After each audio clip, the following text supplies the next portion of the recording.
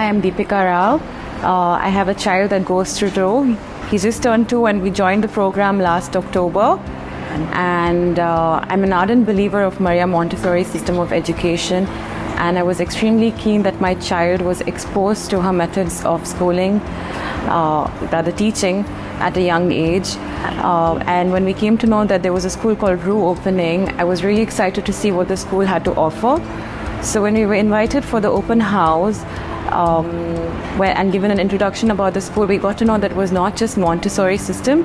It was going to be an amalgamation of Montessori, Reggio Emilia and Waldorf system. So we were very excited that he was going to be exposed not just to one system of schooling but others as well.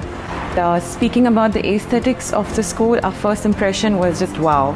A lot of natural sunlight, a lot of natural wood in the furniture, the flooring, and the color scheme that was used. A lot of thought has gone into designing the school, and not just into that, and the material that are placed for the children to work with as well. A lot of thought has gone in that as well, and you can clearly see the love and thought process that has gone into everything the school is. And we as parents feel that it makes the child more independent and more confident about their choices in life, and definitely a compassionate human being towards others and the way they approach life in general.